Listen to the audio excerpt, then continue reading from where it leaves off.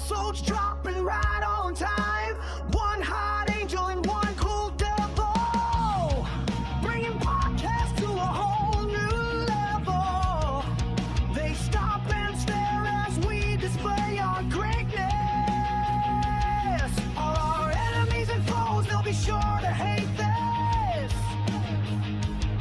When they ask who's the big wolf, you know who's the baddest. Put your hands up, come on, feel the madness.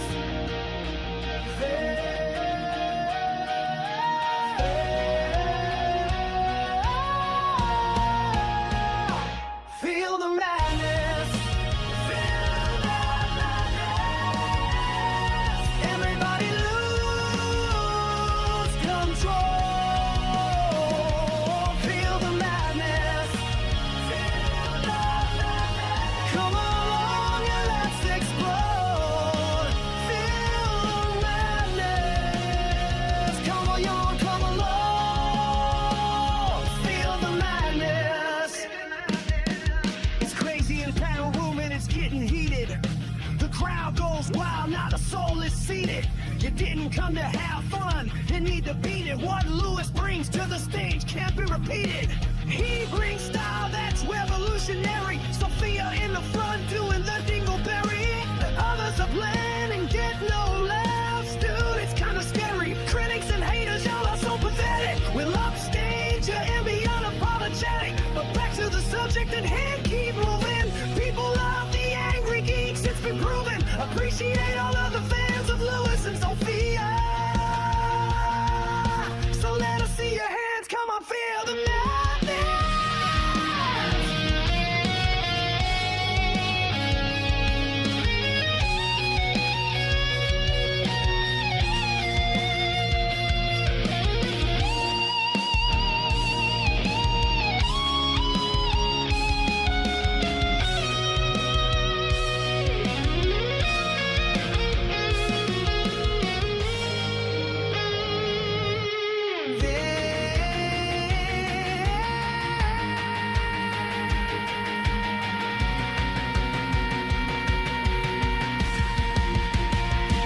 Feel the madness. Feel the madness.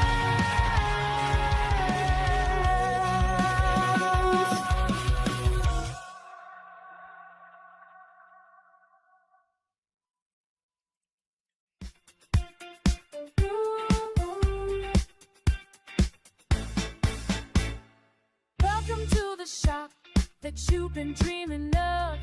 Present View Comics, it fits like a glove. Over 250,000 tales waiting to be told. Find some magic, come and grab some gold. Flip through the pages, let your passion ignite. Every issue you find is a new delight. Present View, where the heroes rise.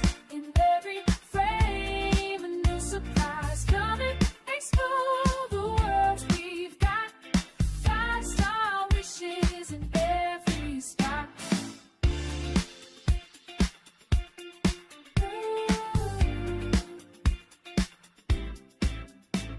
From classics to treasures, we've got.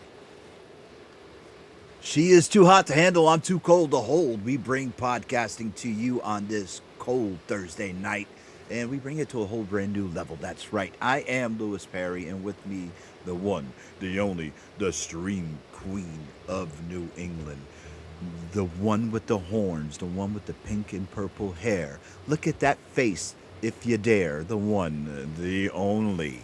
Sophia Cormier. Look at that, you get better. You get better, little one. You're getting a little better. So, I know you got to yell at me because I did something last night, and I explain, Lucy. I'll explain. I will explain. Listen, Lucy. Linda. Linda, what? Linda, listen. Come on, now we got rock and roll royalty backstage, so hurry up and yell at me. Yeah. Lewis, why did you leave your stream running after you got rated out? I'll explain to you. I'll explain because they gave it to me. They gave it to me. I tell you why. because I got 2 monitors now hooked up, right? Mhm. And what happened was Mm. usually when we stream the video game, Yeah. I play straight to the PlayStation, Mhm. right? And then Yeah. I shut off the PlayStation, and then everything goes away. But now you gotta be proud of me because I got it going through the Streamlabs, and when you played the emoji with the wolf pack, ow! Everybody with the wolf pack in the house. Woo! Get the wolf pack. Woo! That's right, wolf pack in the house. Yeah. So Woo. with the wolf pack in the house, the wolf comes across the screen and it does the dancing, and you Yep. see all that, right? Yeah. Yeah. Okay, so you're proud of me for that because Yeah. I got the Streamlab going. Sure. So, but when I was just doing it with one monitor, the video game screen was like that big, and I was like squinting, and I couldn't play. I couldn't see anything. So I was like, with the capture card, I'm gonna set up the other monitor so the PlayStation will be on a bigger screen. So I Yes. did that. So I'm playing the PlayStation, Yep. right? And then our mod, the man goat, he said, okay, I'm gonna rate out to Sophia. I said, okay, brother, you do that. And then he goes, the ratings are go. And then I said, okay, little one, hey, I rated out to you. I did all Yep. that. And then I pressed off on the PlayStation, and the PlayStation shut down. I was like, yay, I'm proud of myself. I did it, yay. And then I shut off the mic, and I unplugged the camera, shut the camera down, and I never hit quit stream on this monitor. And it just like the camera froze when you see the back of the geek layer. Yes. Yeah. Don't do that again. And then I had the phone just on alarm because I knew you were safe, and I knew Jackie was safe, and I knew the JJ was safe, Yeah. and all the kids were home. So I knew everybody important to me was safe. I knew Jar Jar was safe, so everyone important to me was safe. Yeah. So I could shut the phone off because I had a bad night the night before. So I shut the ringer off and everything because I knew everyone was safe. So if my family needed me, they could call Rose and then they wake her up. Because you did that already once, remember? You couldn't get a hold of me, so you called Rose. So Yes. I knew everybody was safe. So I shut my ringer off and I shut the text message off. So I went to sleep. I took some medicine because I had a bad night the night before. I went to sleep. And then I woke up to go to work at 4:15. You're making a very long story. Because I don't want to get yelled at. And then we got rock and Still roll have to read royalty in the comments. back. I'm sorry. You have friends, dude. I got no Alright. friends. No friends. Okay. All right. Get to the comments so we can bring our guest. Yes. Guy Brusher says, hello, Sophia and Lewis. Hello, Guy. How's it going? Mangoat. Hello, fellow geeks. Hello, What's up, man? Goat? How are you, brother? That face is something else. I know it is. Yes, Look it at that is. face. Bad, Lewis. Bad. Yeah, see? People tell me bad. All right. Okay, guys. Are you ready Hey, we for got it? 15 comments. We only did 3. Introducing Cowboy Mach Bell. What's Yay! going on, sir? How are you? Look at, oh my God, we got to Acknowledge me. rock and roll royalty. My God. now the reason, well, I had to wear this jacket per request from the cowboy himself. He's like, Guy "Lewis, says, hello, Cowboy Mach Bell. yes. Look at that. Those are the people in the chat. Yeah, those are people in the chat, man. They're saying hi to you already. All right. So, Really? Okay. Hey, yeah. Thanks for wearing that jacket, Lewis. Reminds me of that Macho Man fight when he had to go against George the Animal Steel was trying to take his girl, Miss Elizabeth. He was chewing on the turnbuckle. mm-hmm. And WrestleMania. I remember you come flying in off the top rope and took care of Mr. Steele Thank you. and saved Thank the honor of young Sophia. I mean, Miss Elizabeth. That's too funny. Thank you very much, sir. That's very flattering. I appreciate that. Thank you so much. I'm a macho. Where did yeah, I could do Macho Man for you, brother. Yeah, you got a Cowboy Mach Bell. Yeah, he's in the house and he's the Tower of Power. He's too sweet to be sour. He's funky like a monkey. Yeah, he's a legend in himself. Yeah. Yeah, he's a rock and roll legend. Yeah, that's what he is. Because like it or not, live to love it. Yeah, because he's here to chew bubblegum and kick ass. Yeah, that's what he is. He's Dig it. Cowboy Mach Bell. Yeah, dig it. You make me Anyway, hungry for a Slim Jim. All right. Yes, Slim Jim. uh, you started off with a cello, but what made you go from that to being the rock legend that you are? Working with all these different rock bands, working with Joe Perry himself. Now, believe it or not, my younger brother's name is Joe Perry. Now, I don't want people to get confused. Not my brother Joe Perry, the Joe Perry, Aerosmith. How did you go from being a cellist to doing what you did? What? I mean, that's like 360 degrees, brother. What happened? Lewis, I could tell what Sophia's thinking. She said that's when they discovered electricity. Mach went from the cello What? to the electric guitar. That's not Not what I'm that old, Sophia. Come on. Oh. Oh my. No, I love music. You know, I really love all kinds of music, and the cello was something that I was drawn to as a young kid. You know, I wish I could tell you it was just because of the beautiful symphonic melodies and a trip that I took to see the symphony as a child. But what it really was I don't know if you ever handled a cello, but you know, you got the neck up at the top, you got the body and the sound holes, but down at the bottom, there's a thumb screw that you loosen and this, they call it the end pin, comes zapping out. It's about 12 inches long of cold steel with a sharp point at the end of it. And what you put into the rug so you can hold your cello between your legs and play it. But it's suspended off the ground about a foot when you're playing, and it's the end pin that holds it up. And I was fascinated. I think, you know, when I was a little kid, it was like Man from U.N.C.L.E. and James Bond, and having that end pin inside the instrument that would slide out. And I just think of a murder weapon. exactly. I mean, I've never seen it in a Columbo or an Elsbeth or any of these, you know. But that would be a great, you know, the string quartet in the back. Who would expect that the little cellist who looks like Sophia would have that bloody end pin and jam it back into the cello and tighten it up and walk out, and nobody would have. Yes. Is Tabby watching? Yeah, Tabby Tabitha, make note. Yes, I know for sure. We have an author friend that we really have to get back to because we have to do a reading for Tabby. We got a new weapon for you to kill somebody with. Man, I don't write murders, so I'll give it away to one of your murder writers. yes, please. We do have to do a quick shout out for one of our networks, Awesome Geek Headquarters in John Voight. Hey, make sure you stop by and find this group on Facebook. It's awesome. It's one of our geek headquarters where we do broadcast on. Thank you very much, John. Appreciate it. So, how did everything go about? I mean, you had THUNDERTRAIN, you toured everywhere, you wrote your books, and Joe Perry comes up and gives you the name Cowboy. I didn't do too much deep diving into that because I wanted to know where that name came from. I wanted to know why you got it. All right, you asked for it. It's a three-part story.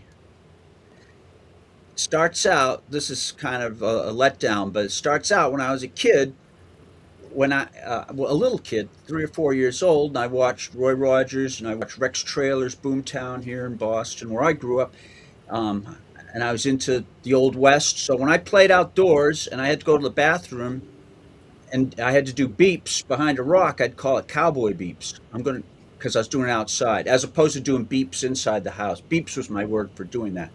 Instead of doing beeps, I was doing cowboy beeps when I was doing it like a cowboy. That's the first part of the story. Now, many years later, I was at when I was singing with THUNDERTRAIN, I was at a party with some of the guys from Jay Giles and Duke and the Drivers, and they were having a Thanksgiving party. And there was only one bathroom in this house where we're having the party, so there was a long line.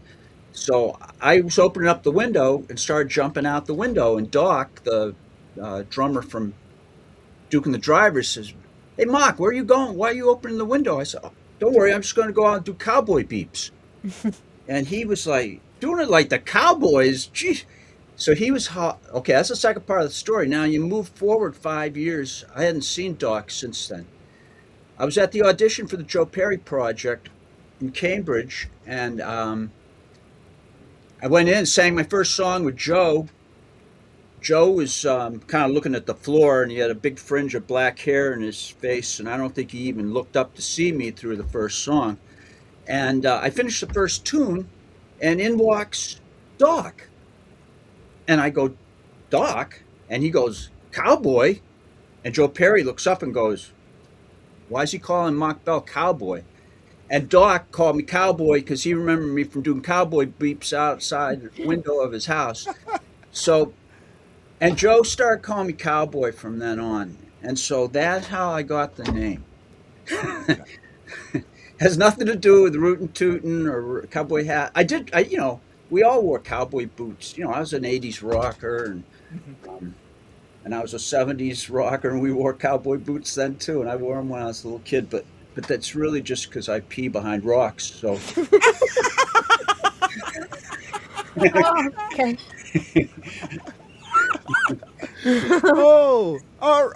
Okay. Awesome that is- origin story. yeah, it is. It's a very awesome origin story, but it's not exactly what I was thinking. I was thinking, well, Lewis. He has a horse in the back. A horse in the back. Yeah. Yeah. I would think my sixth string was on my back, and I rode a horse into Joe Perry, and I rode Yeah, I that was horse right hoping it on the would- stage. I was supposed to be a romantic story like that for Sophia, but sorry, Sophia. It's all Turn good. the other way if you see me starting to twitch around in my seat. Cowboy beeps could happen at any moment. Beep, I'm a sheep. I said, beep, beep, I'm a sheep. We have to remember that. I definitely have to remember cowboy beeps. That's a new code word for us, Sophia. Yeah, but we need to figure out what the definition of ours is going to be. Yes, yeah, but Unless you just definitely- got to go to the bathroom. Got a cowboy beep. yeah, we could use that. I think that's gonna be cool. Sir, if we can use that, we would love to. Be honored. Okay. Put it in there with Dingleberry. And Yes, Angryberry. Yes. What was the decision to make to write the first book? So, when I always have written diaries. My dad sailed, and when I was a little kid, he'd bring me out in the boat, and he'd say, "Why don't you keep the log?" I'm like 6 years old. We started out sailing on Lake Champlain, up and down between New York and Vermont, and then as my dad got deeper into sailing, he had to get a boat out in the ocean, and anyway, I'd keep the log. And that turned into diaries as I grew up. And it was never like the romantic, Dear Marcia Brady kind of, but when I had adventures, like sailing or hitchhiking, I used to hitchhike around the country. I'd keep notes of, what city I was in, where I was going. This was back when I was 16, 17 years old. So anyway, so I had a lot of these. I have my hitchhiking logs. I have my THUNDERTRAIN and Biggie Rat and Mechanical Onions and all the bands I've been in. And then by the time I was in Joe Perry, I was really, a pretty good journalist of keeping my own little. So I kept a record from the time I joined the band and all the dates. So basically, I had the backbone for an entire book right there on the shelf. But then I moved on, and I still keep journals of what's going on in my backyard. The bunny and the birds and And the the beeps. fish pond. I just like to journal things. But it was that's how my first book happened. Was I pretty much turned the diary of the first page starts when I get the call from Joe Perry to audition, and then the last page is Joe dropping me out of the van the evening before Aerosmith gets together the next day to reunite, because Aerosmith had been broken up between 1979 and 1984. I was with Joe between 82 and 84. Did 226 concerts with him. Wow. That's a lot. video, did an album. I wrote 7 of the songs on the album with Joe. Yeah, we did a lot, and we traveled 3 different countries. We did a lot in what people figure is a pretty short time span, because when most people like me think of Joe Perry, I think of Aerosmith. But there was that chunk of time in the middle of Aerosmith where he was out of the band. And we also had Brad Whitford in our lineup through chunks of that time. When I joined Joe Perry Project, he had Brad in the band, and Brad would come back every so often when it worked for his schedule. Well, let's That's talk cool. with Thunder Train. Please forgive me if I'm mistaken. That was your first band, correct? That's the first band that started really making noise that you can find out about if you look.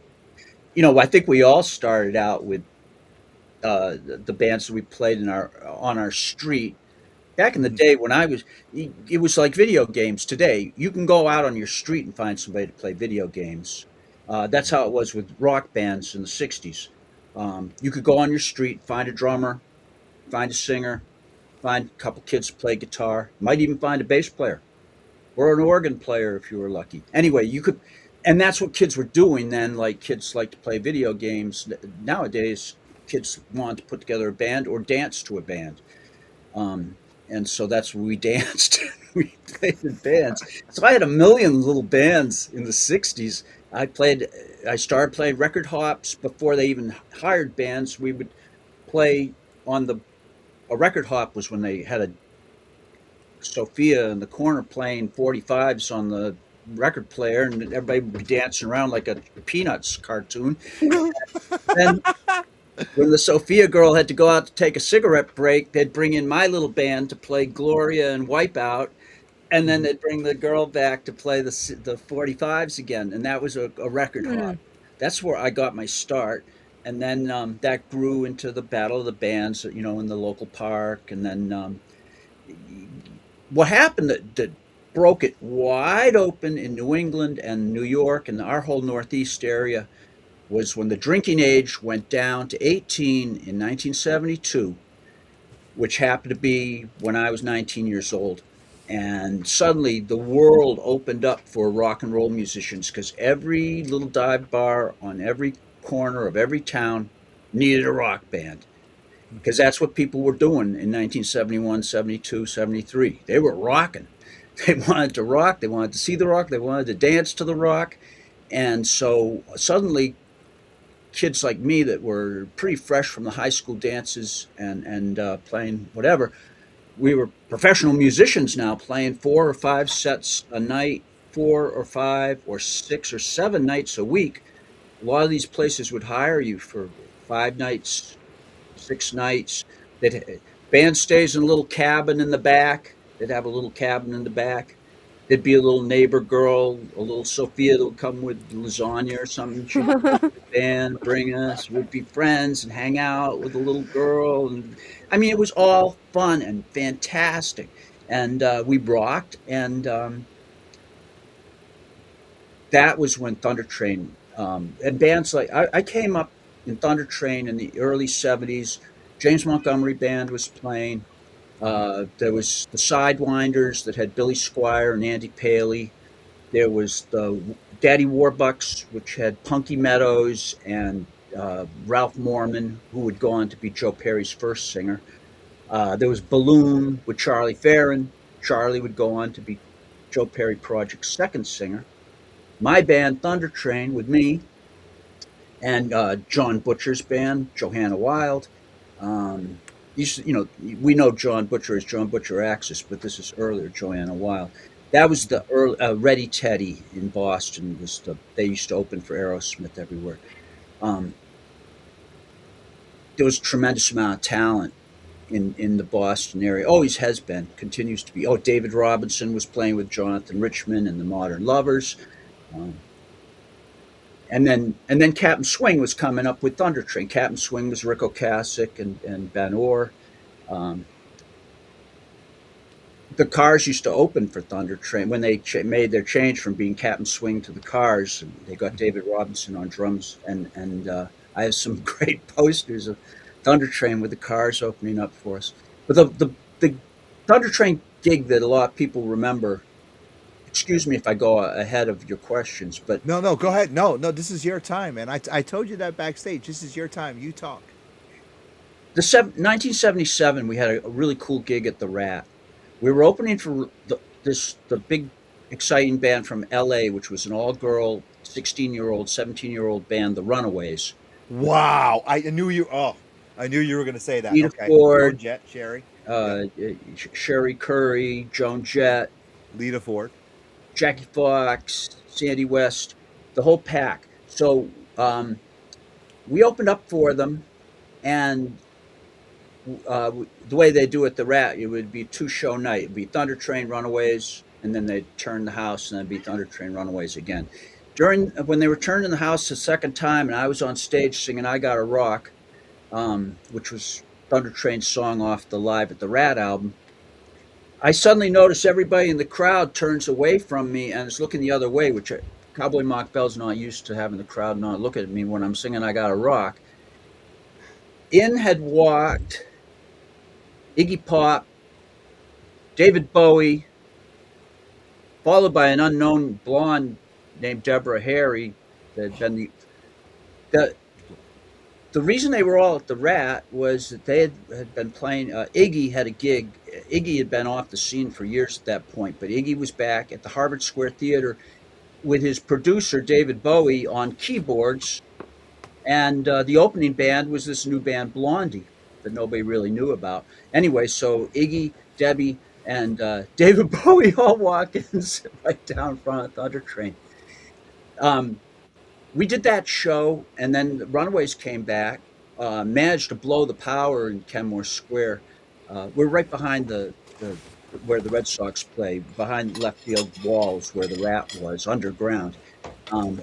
They blew the power, came back on, and then there was an after party. It was as good as the Cowboy Mach Bell after parties at Northeast Comic Con, but even better because David Bowie and Sherry Curry and Lita Ford and Debbie Harry and Iggy were all there, and Jim Harold got Chinese food brought in from the Aku down the street, and we all drank. Jim's favorite drink was the one with Kahlua, sombrero, Kahlua sombrero, I guess he called it. Yeah. So I sat next to David Bowie and drank a Kahlua sombrero and ate egg rolls. It was fabulous. That was an incredible night for Thundertrain, and opened up the door for us to do a lot of gigs in New York. We played at Max's Kansas City and CBGB's all the time when we weren't playing in Boston. That was going to be one of my next questions. If you had met any of your influences. Now, was David an influence before that? Or it was, and I was going to ask a follow-up question was, what was it like to meet one of your influences?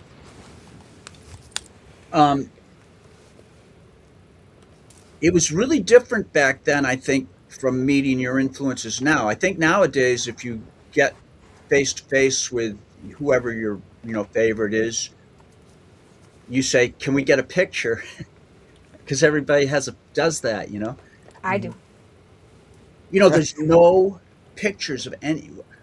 There was one night at the Rat where Phil Lynott from Thin Lizzy walked in with a couple of guys from his band, and he came right up on stage with Thundertrain and jammed with us. There's a couple of like Instamatic, really, you can't really see. Photos exist, but they're not like anything like what happens today. And there was no, "Hey, Phil, can I get a picture with you?" kind of thing. Mm-hmm. So just wanted to make that. It was really different back then. I am a lead singer, and I have an ego thing. And so I always had a weird thing when I was meeting like stars that I wished that I was a little further along in my own career, so that I wouldn't just be a fanboy saying, "Oh, you inspired me." that they could say, "Oh, I heard your latest record," or I saw something, you caught my eye when you performed. I mean, there was a little tiny bit of that, but it wasn't where I would have wanted to. That's just a getting into my head thing, but Yeah. it bothered me sometimes. But yeah, meeting David was fantastic because it was at work and he was in the audience and I was on stage, so that felt fine.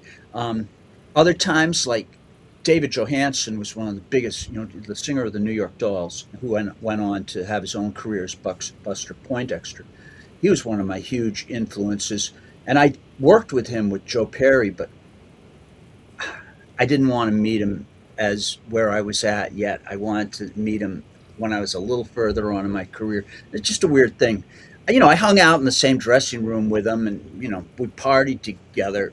We were drinking from the same, but I wasn't really like getting down, talking to him like I'm talking to you right now. All right, cool. We have to take a quick break. Sophia, can you explain what the Erica Legacy Foundation is all about? Yes, the Erica Legacy Foundation is a foundation that exists that is there to help people in need that are mentally or emotionally in distress. If you or anyone that you know is going through an emotional time, ow, sorry, my cat, reach out to the Erica Legacy Foundation. They have helped hundreds of people in need. All right. It's now time for Quiz with Quimsel. And Sophia on the beat, we turning heads, bringing heat to the street. Get ready now, it's our time to shine. Feel the rhythm, every move is divine. Feel the madness, it's a party in your soul. Feel the madness, let the good times roll. Feel the madness, come and join the ride. All right, guys, I'm going to ask a question, and you have to answer correctly. The first one's going to answer is Mach, then Chat, then Lewis. The question today is, what celebrity famously tweeted, "Let me be clear, nah, let me be opaque"?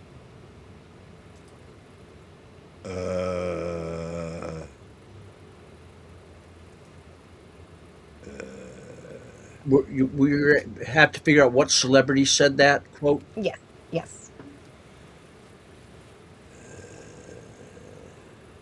Am I supposed to go first? Yes. Yes, that was Kelly Ripa. Nope. Oh, Why do you sound like you're burping? Because I don't know. I was hoping Mach got it. Does anyone in chat got it? Because Do you believe in love after love? Cher? Sure. Very good. Cher said it. Well, that was close. Yeah. Yeah, he was close.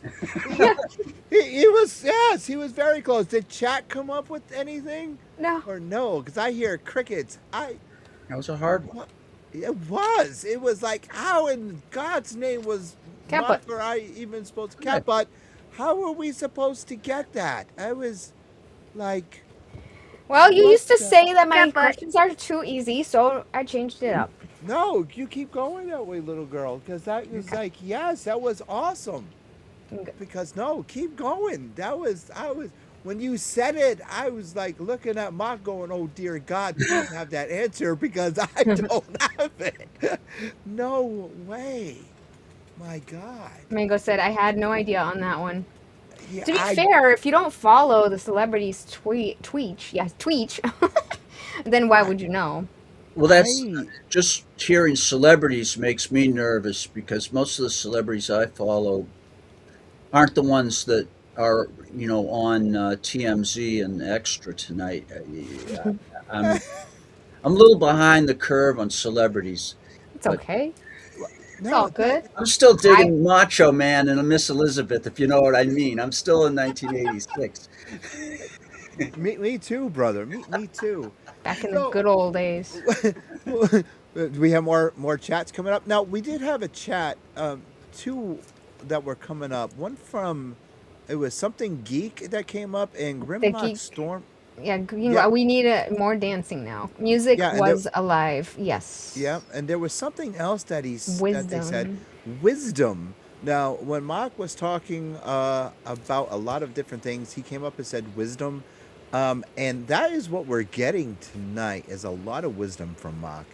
And music is the pathway to the soul. That's what I was always told. Yes. And my music tastes range, I mean, hugely. And I want to know, Cowboy, what is your musical taste like? Is it all rock, or can you just flip a switch and go from one genre to another? Oh yeah, man. Yeah, it's I'm really into like cool jazz, Miles Davis, Mm. uh, stuff from the late '50s West Coast jazz scene, and Ramsey Lewis. I love the Ramsey Lewis trio. But then I love the French girl singers, the pop singers. I like to watch Emily in Paris and hear those girls sing, and I got all those albums full of those kind of American pop songs, but with French vocalists and Bridget Bardot doing her. And I love all that stuff.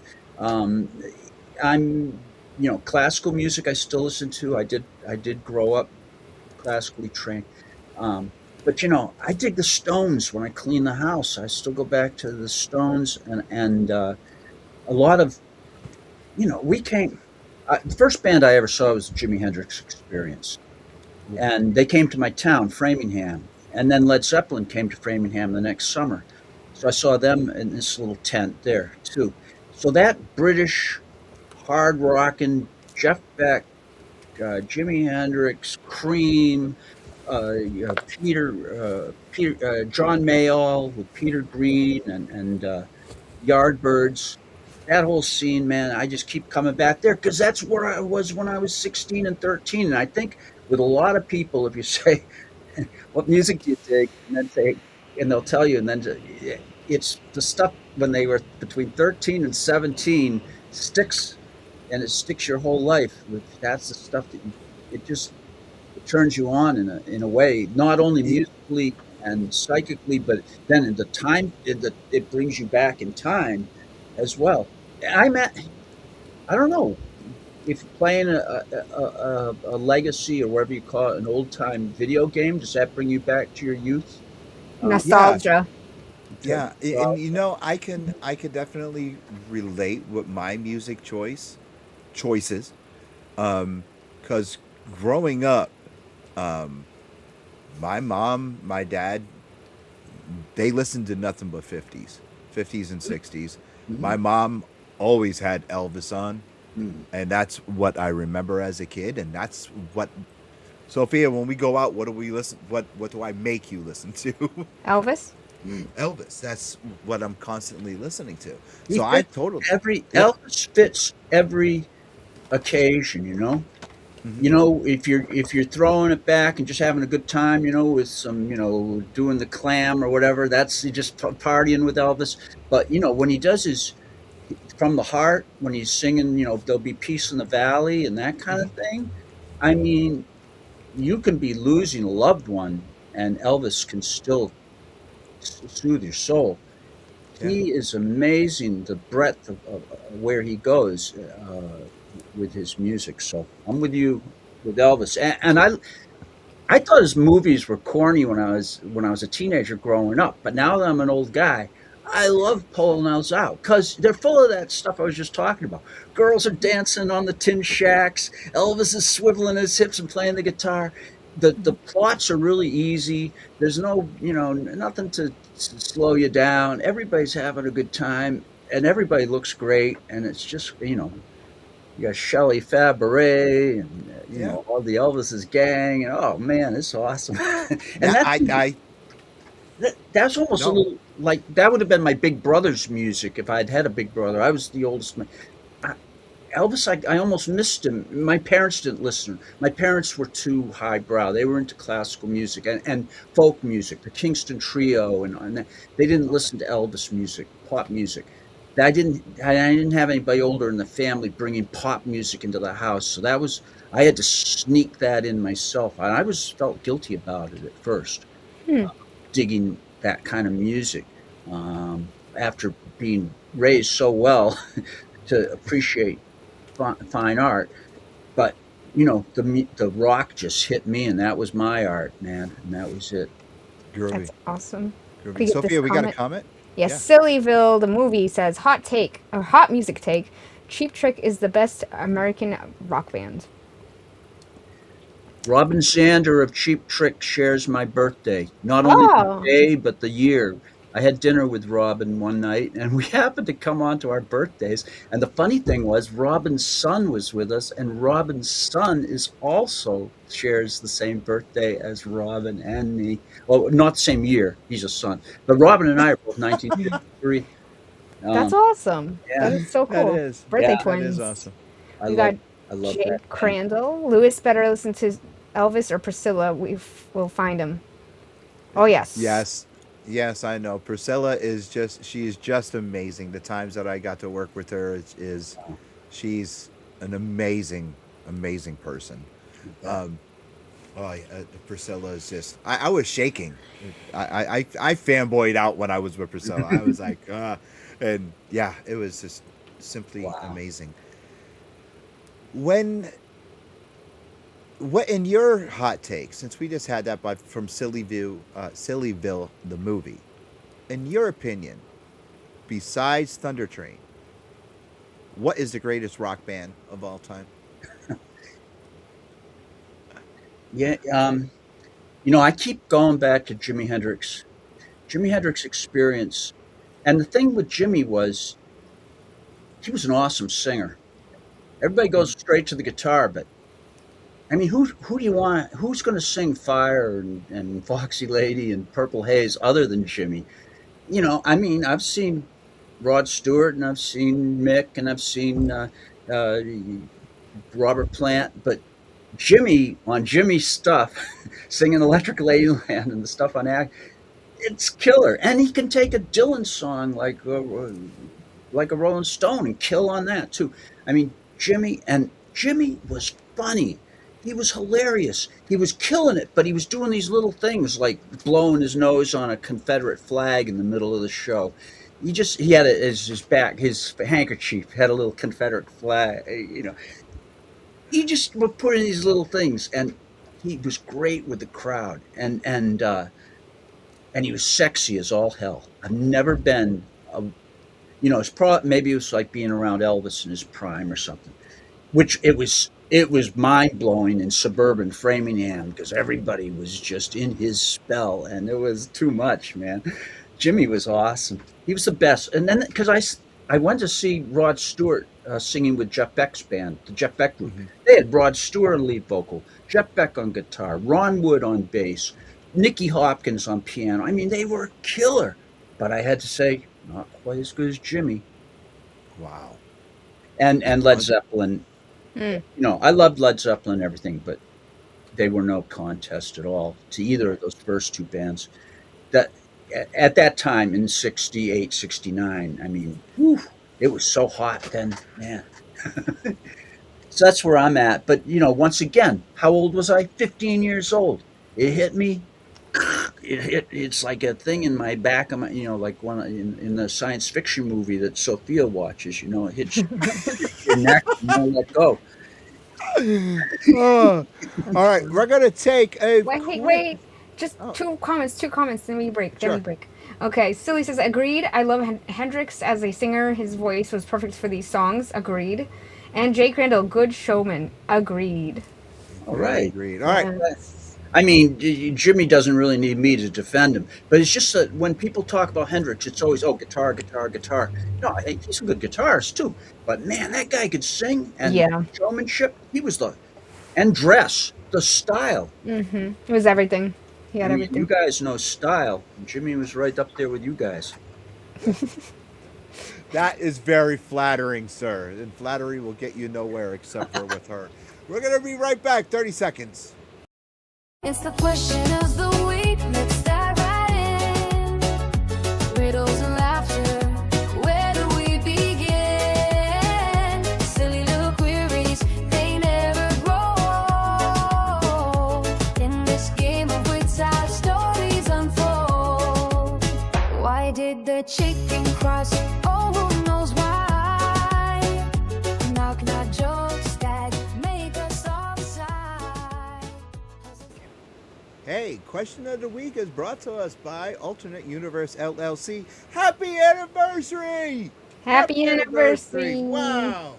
My God, don't ask me how many years it is because I don't remember. But happy anniversary, Eric.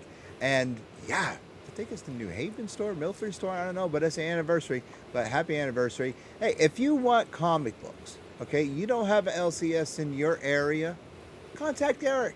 Okay, you go to the Alternate Universe Facebook page, go to their Instagram page, or just go to the Angrygeeks page, or go to, because Eric is the admin of our to help Sophia and out there. Tell him what you want, and he will mail you those comic books flat, just like Stan Lee did back in the day. Put them in a box, send them to you. Easter is coming up this Sunday, and if you need a gift, contact Eric. He'll get you that. He'll help the Easter Bunny out and send that right to you. He's got slab books. He's got everything. And pretty soon he's going to have autographed pictures of Sophia and I, and we'll get them to you. So don't you worry about it. And we'll even get maybe some of Cowboy's books out there. Tell them what you want, what you really, really want. Yeah, that's right, Spice Girls. Anyway, question number one. First question number one. First Cowboy's going to answer. Then Sophia. Then Chat is going to answer. And boy, we got some good ones today. Question number one. The worst choice to play James Bond. Who would be the worst choice to play James Bond? Cowboy, if you were going to cast James Bond, who would be the worst actor to play James Bond? Okay. The worst actor to play James Bond. Yeah. Oh man. Well. Boy, really. Well, my friend Eddie Deason. Okay, Eddie, you're out. Sophia, don't you take my answer, girl. Worst choice to play James Bond. Mr. Bean. Oh my God, you did it again. Oh, and I gotta think of somebody else. All right, Mr. Bean to play James Bond. Oh my God, he was Johnny English though. That's true. He did a spoof. Yes. All right. Chat, please tell us your choice. The worst choice to play James Bond. Ooh, Jake Randall comes in with Pee Wee Herman. Nice. That's a good one. That is good. Mango, it That's a says good- Matthew McGrogy? Is that supposed to be Matthew McConaughey? I guess I don't know. Who's McGrogy? I don't know, but okay. Anybody? Oh, else? we got Come on, Dengrave, William Shatner. Chat. Good one. Good one. Oh my God, perfect. Okay, next. Next, aren't you gonna answer? Oh, You did. Well, Did you answer? I was gonna say Mr. Bean, but since My you bad. Bobcat Goldthwait. That's good. Bobcat Goldthwait. Now Sophia's looking at me like, who the hell is Bobcat? Bobcat Goldthwait is the guy that talks like that. Gilbert Godfrey. Gilbert Godfrey. Oh, Oh my God! Yes, he would be a bad choice to play. Yes, but Bobcat Goldthwait, he was like, hey! He was in the Police Academy movies and a couple other movies. I would say Bobcat Goldthwait Shakes would be the the clown. Shakes the Clown. Oh my God! Yes, he would be a very bad choice to play James Bond. Okay, if chat is not coming through, we're going to go to question number 2. I'm really anxious to hear Cowboy's answer. Mach, I'm hoping that you're going to give us a good answer for this. Oh, one. wait. Oh, I picked Matthew McGrogy because he's 7'6". Jeepus. oh my God! I think him or anyone really tall would be a poor choice. They would stick out too much. Or are they going to say stick out the roof of a car or something? Well, I don't even know who that guy is. Okay. That's a really tall person. Yeah, very tall person. All right, I'm really, really hoping that Mach is going to give us a good answer for this, considering his background, all the books that he has written, all the experiences that he has. So, Mach, what is the worst smell you have ever smelled? What's that to do with books? I'm all those experiences and Oh, all okay. those world travels, he Oh, okay. smelled something pretty bad. So, Mark, what is the worst smell you have ever smelled besides me at the con? What? You don't what is smell. the- I remember what the smell was too. I knew it. Okay. I was hitchhiking through the Midwest, through Kansas probably, and we got picked up by a school bus. This is back in hippie days. This was a hippie school bus with flowers and everything on it, and a whole bunch of kids inside. And as I walked into the bus, the driver handed me a cold one. He had a cooler right next to him, and he was handing out probably Coors beers because we were Cool. pretty far out west. Anyway, and I was just 16. Anyway, I took my seat and started sipping. And then I saw people staggering to the back of the bus, and they opened up this was just a school bus, but they'd kind of made this wooden doorway that was barely hanging from a hinge. And people would come in and out of there. And after drinking my beer, I felt like I needed to go as well. Apparently, the bus driver never stopped for anybody. He just keeps going. Oh, So I go back to the little doorway, and there's just this, one of those five-gallon mud buckets that guys carry their tools around in, and it's got everything in it, man. oh my God. There's, I mean, cowboy beeps and plus. Ah. And then I get the call. I suddenly see everybody's rolling down there, or slide those old-fashioned school bus windows, sliding down, sticking their heads out, and then the driver says, "Your turn." And apparently the back door, I thought maybe I could open that, but no. As we rolled down Highway 70, I had to take that slop bucket and walk up the aisle with it. The bus driver's got his head out the window, and with his foot, he's operating that thing that thing that opens up the door of the kids. Oh my God. And I'm hanging out the side, and I'm throwing this slop, and we're going about 40 miles an hour. It's totally plastered to the side of the bus, and Oh, the flies were. what the hell? That does not sound sanitary at all. Anyway, so that's the price for that beer that I drank. I had to. It was my turn. But yeah, I remember that lovely moment. I knew we were going to have an entertaining answer. I knew it. Sophia? Dirty gear oil. Dirty gear oil. Dirty gear oil is the most disgusting, vile thing I could ever smell. Ever. Ever. Really? Oh God.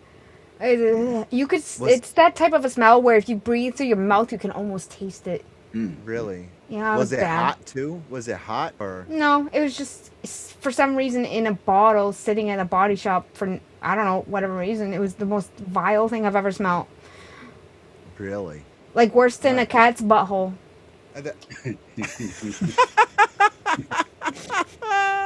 Story. Oh my God, good story. Okay, chat. Chat's coming in. We got Jar Jar.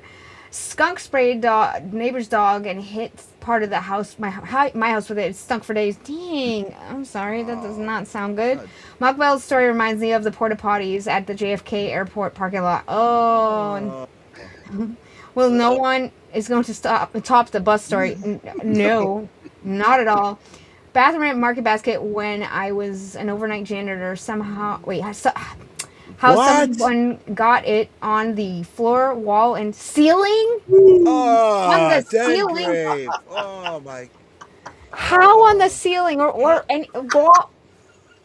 does it get on it? Did they point their butthole up at the ceiling? Like, what happened? I want that clipped. I want that clip. Somebody please. The look and everything. I want that clip. How is that? Look at Mark. Oh my God, he's laughing hysterically. How is that possible that it gets on the ceiling? Mango, can you clip that on the Angrygeeks side, please? How is that possible? I don't know. I'm sorry that you had to clean it. That is horrible. Please tell me they gave you a raise after that. Because that poop got raised, apparently. That is this. Look at. Oh, I'm so glad Mark is laughing. That is disgusting. Some of the Okay. restrooms of the places we played, though, On it. CBGB's in Thank New you. York, in the Bowery, Uh-huh. the Max's Kansas City, and the I love the upstate New York that have you go in the men's room and there just be a trough in the middle of a long room, and there'd be men standing on both sides of it, facing each other, peeing. Everybody's peeing into this long trough, but you're facing guys. Hey, how's the band? Oh, they suck. You know, oh, you got a little on me. Oh, sorry. Oh my god. Ah. Bonding in the bathroom. Ah. Oh my God, that's disgusting. Wow. Wow. And that's why and we're thick skinned from back then. Oh my God, that's disgusting. Okay, moving on. All right, the worst thing that I've ever smelled was a practical joke. And when I was working at Quab and Wire, this is going back some years, back in like 88 to 89, somewhere around there. There was, if Jacob Marley, Keith Russell was watching, he would remember. A couple of the machine operators, they had this thing, I think it's called kimchi, something like that. And Yeah. it says it smells so bad if you open it, and it Mock is laughing. Do you know what I'm talking about? Yeah. Is this It's- some kind of fish oil or something? Or Yeah, it smells bad. I mean, it smells like the worst fart you can ever imagine. A fart. And yes, and what they did, see, he's laughing, so he knows. What they did was they opened this jar Yeah. and they put it. Now it was an old mill, so they put it on like one of the rafters and just left it there. Oh man. And you walked into the cabling department and you smelled it, and all you wanted to do was throw up. You wanted to vomit because So what's the point of this thing that you're talking? What is it? It's a food, but who would Oh. eat it? But it was a jar. It must have fermented for a long Oh. time because it smelled. You walked in there and it was like. It's gourmet. No. It's a gourmet ingredient. Just don't get any on your balls. Why would they be near there? Yeah, yes. Why? What? I don't want to know. I don't want to know. Anyway, oh my God, that is a good way to wrap. That's a good way to wrap it up. Oh my God. Didn't you? Come on, Louis. Didn't you ever cut up cilantro, hot peppers, and then go to No, the I bathroom didn't. and cancel Anyway. yourself by mistake? Oh. Give me a glass of Anyway. milk. Anyway, Dunk you can the get this junk. gentleman's books on Amazon. You can go to his website. You can find him. We're going to give him a chance to talk about where you can get his books. This hour went by pretty quick. The little one is laughing hysterically right Yes. now. The links to his website, oh my God. The links to his website, the link to where to get his book, the link to his social media are all in the description of this show. If you're listening on Spotify, you're listening to Amazon Music, or wherever you find your podcast, just go down to the link of this episode and you can find it.